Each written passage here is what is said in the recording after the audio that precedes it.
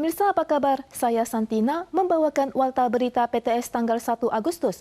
Sebuah kecelakaan dilaporkan di stasiun kereta api Lilin, Taichung. Seorang pekerja migran asal Indonesia yang diduga tidak stabil berkeluyuran di atas peron, kemudian memanjat keluar tembok kedap suara dan bersitegang selama 2 jam dengan polisi. Sangat disesalkan, tidak ada yang bisa berbahasa Indonesia di lokasi dan hanya bisa membujuk dengan kata-kata seperti mother dan father.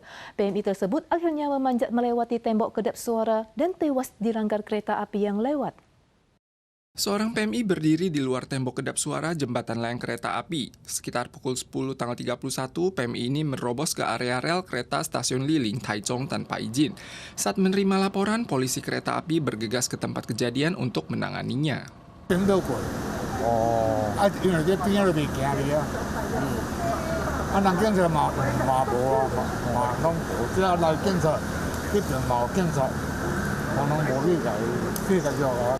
Saat melihat petugas polisi di tempat kejadian, PMI itu segera memanjat tembok dan menolak untuk berkomunikasi. Polisi segera menghubungi bantuan tim pemadam kebakaran untuk meletakkan bantalan udara penyelamat di atas tanah. Dari apa yang dipahami, ia bukan PMI dekaburan. Namun pada pukul 12.23 siang, PMI tersebut tiba-tiba memanjat melewati tembok dan langsung tewas tertabrak kereta Zhiqiang yang menuju ke selatan. 该民众于12点23分许突然 翻越高架隔音墙，冲入轨道区，遭南下117次自强号列车碾毙。 Adapun rincian penyebab kejadian tengah diselidiki oleh polisi. Kereta Zhiqiang yang menabrak PMI berhenti di stasiun Yuanling Changhua untuk dimintai bukti oleh polisi. Kejadian ini menyebabkan total 17 kereta tertunda, kemudian beroperasi kembali pukul 1.20 sore. Kemarin, Yuan Legislatif mengumumkan pelampungan 3 amandemen hukum yang mencakup UU Kesetaraan Gender Sektor Pendidikan, UU Kesetaraan Gender dalam Pekerjaan, dan UU Pencegahan Pelecehan Seksual. Revisi mencakup majikan harus melaporkan kepada pihak berwenang jika menerima laporan pelecehan seksual dan menambahkan butir definisi pelecehan seksual bentuk otoritas di mana paling berat akan dijatuhi hukuman penjara 3 tahun. 性骚扰防治法修正通过。 Tanggal 31, Yuan Legislatif membaca 3 kali UU Pencegahan Pelecehan Seksual dan UU Kesetaraan Gender dalam Pekerjaan.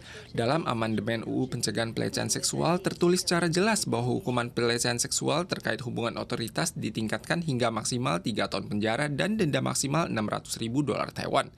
Mereka juga memperpanjang batas waktu pengaduan, melindungi informasi pribadi korban, dan meminta penanggung jawab perusahaan untuk mempromosikan layanan pencegahan pelecehan seksual.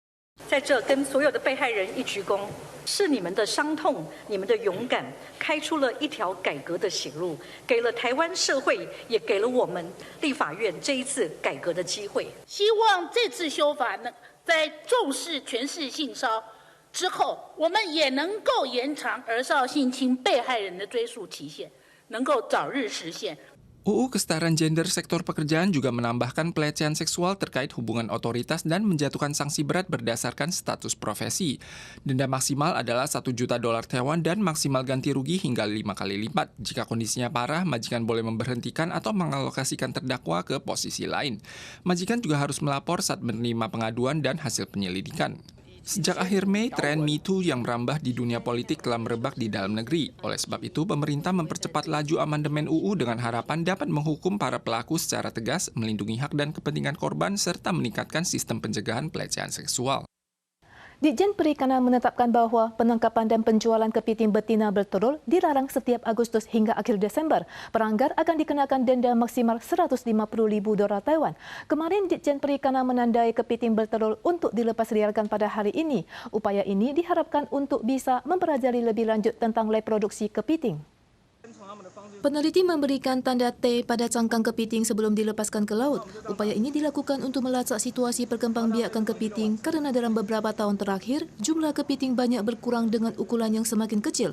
Selain melacak ekosistem kepiting, Ditjen Perikanan juga mengumumkan ketentuan ketat dengan melarang menangkap dan menjual kepiting dari Agustus hingga Desember pada setiap tahunnya dan tahun ini menambahkan ketentuan baru, kepiting bertelur yang sudah bertelur maupun yang belum tidak boleh diperdagangkan.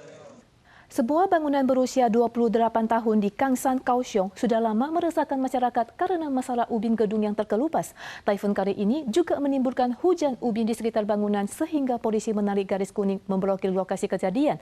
Namun, perbaikannya membutuhkan dana hampir 60 juta dolar Taiwan, memerlukan persetujuan di atas 90% dari penghuni bangunan, yang berarti setiap rumah harus membayar 350 ribu dolar Taiwan untuk biaya renovasi.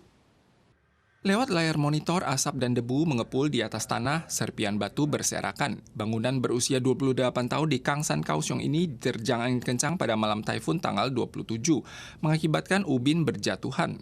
瓷砖掉下来，它不是只是往下掉啊，它那个风乱吹嘛，它有可能会打到你的窗户啊。 Walau ada jaring pelindung di bawah untuk mencegah ubin jatuh dan melukai orang, ubin tetap berjatuhan pada cakupan luas. Sebagian jaring pelindung juga rusak. Terkadang terdengar bunyi benturan pada mobil dan perancah tetangga. 有啊，平常会掉啊，就说这个掉网处理，可是还是会掉下来，所以之前有车子被砸到。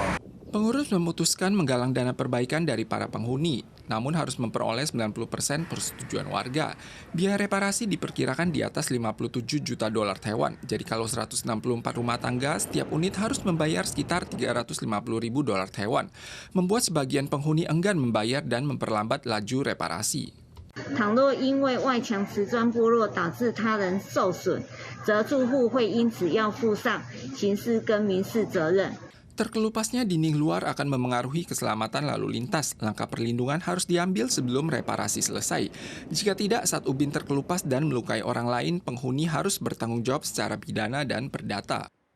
Drama dari Asia Tenggara sedang booming pada beberapa tahun terakhir. PTS juga tidak ketinggalan dan akan menyajikan serial drama Asia Tenggara. Drama populer dari Indonesia, Write Me a Love Song, akan ditayangkan mulai hari ini. Pemirsa Indonesia di Taiwan juga bisa menonton melalui televisi.